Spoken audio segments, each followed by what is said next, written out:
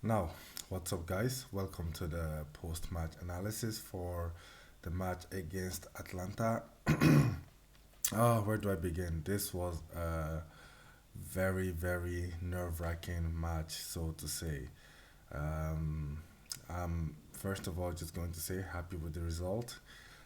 That's, even when you play not so great, the most important thing is that you get a result. So I'm very happy with the result overall.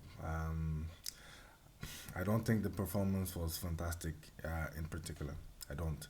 Um, yeah, it was also due in part due to the fact that we are suffering quite a bit from a lot of injuries this season, but it's also partly because Ancelotti decided that he needed to rush back a lot of the players that were injured, Vinicius, Rodrigo, Chouameni included.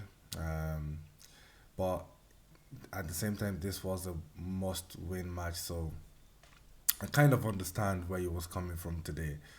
Personally, I wouldn't have taken that risk, but I'm just glad that it paid off. Although, one thing that really did annoy me today was just how late the substitutions were. For anybody that was watching the match, you probably realized that the substitutions were really late, and when we were 3-1 up, that was probably the perfect time to make the substitutions to bring in some fresher legs, allow them to get up to speed with the pace of the match quicker, and then in doing so, we probably could have avoided going down to 3-2. But he kind of kept delaying the substitutions, and even when he made the substitutions, he only brought on two players. He brought on Modric and he didn't bring on Gula straight away. Gula came on. I can't remember, but yeah, he brought on Modric and he brought on somebody else, and then he brought on Gula after that. No, I think yeah, he brought on Raul Asensio. So the substitutions were very late for me, and they didn't really do much, especially because they were so late in terms of helping us maintain the momentum that we gained when we went 3-1 up. Um, I was very happy with Mbappe's performance today. I think he played a lot better than he's played in recent matches. And part of the reason why I think he played so much better today was number one, he benefited from having Vinicius beside him. I think when Vini plays, Mbappe plays better. Now that doesn't mean that is perfect, and he's clearly somebody else that's struggling for fitness. But I think when Vini plays, Mbappe plays better. But his overall game just looked a lot sharper.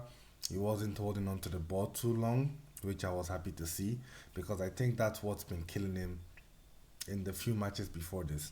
Is that he's trying to do too much. He's trying to take on too much responsibility because he believes that he needs to be the star man. He needs to be the main man, but it's actually affecting his game, and it's also then affecting the game of others around him. But today, he played the ball a lot quicker. He let it go when he had to. He was working with his team. His first touch was good.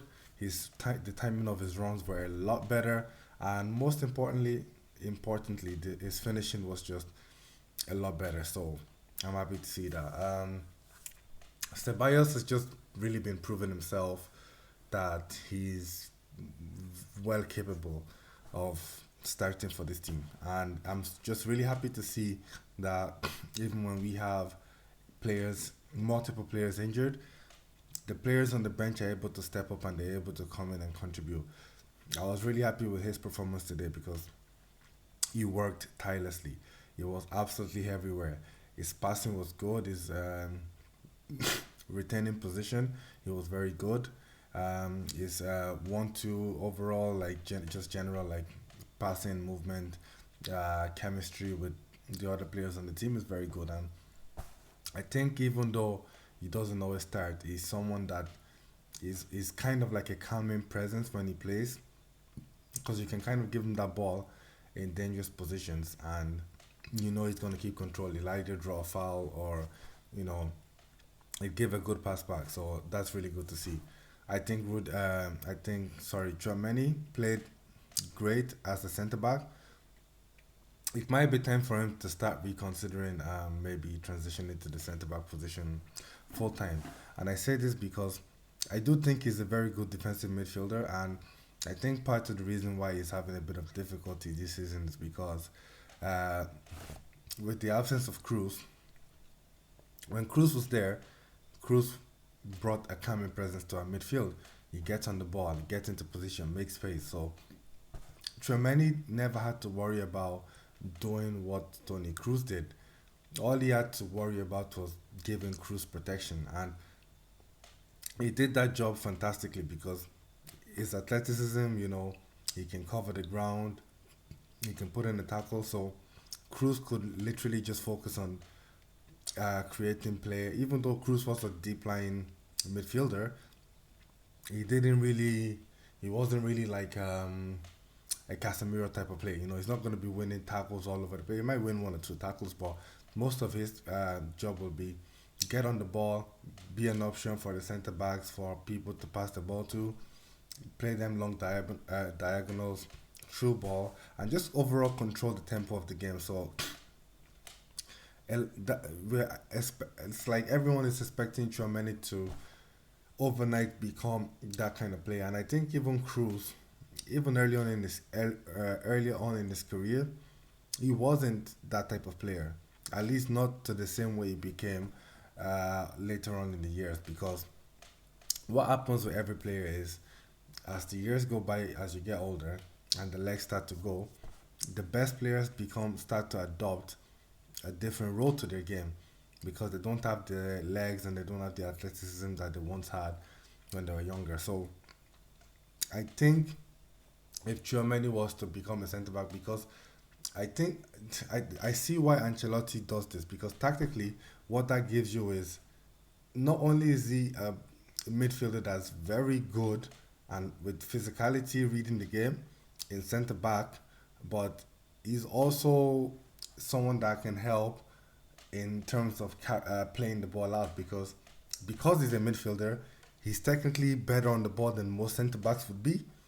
You know what I mean? So it almost works out in a double way, as in you're a defensive midfielder, so you're good at defending, you're good at tackling. And need I remind you, there is a player who transitioned into this role and did it so well, and he played for our arch rivals Barcelona, and that was Javier Mascherano. Mascherano started out as a central defensive midfielder, and when he came to Barcelona, he transitioned into the centre back role, and he became one of the fiercest, most competitive centre backs ever. Like, he was a rock solid centre back, but having the experience playing in the middle of the park, he was also comfortable on the ball, especially in the Barcelona's team that their whole philosophy and ideology was tiki taka, pass, move, make space. So I think Chouameni is going to have competition with Raul Asensio, with Militao when he comes back, but with David Alaba. But he's got over most of those, and even Rudiger is he's young. He's young, and if he really cements that position, that role, him and Asensio, I think that could be their position. Excuse me, for years. So he should probably consider that. Um, Vinny and Rodrigo, they had an alright game. Coming back from injury, you could tell they were not, going all out, which I understand because you do not want them to be getting injured for long term, So it was good for them to ease into the game, and just good for Vinny to score the goal. Rodrigo was kind of a bit of a passenger. You could see even a few of the passes that Vinny tried today didn't really work out, but they did alright.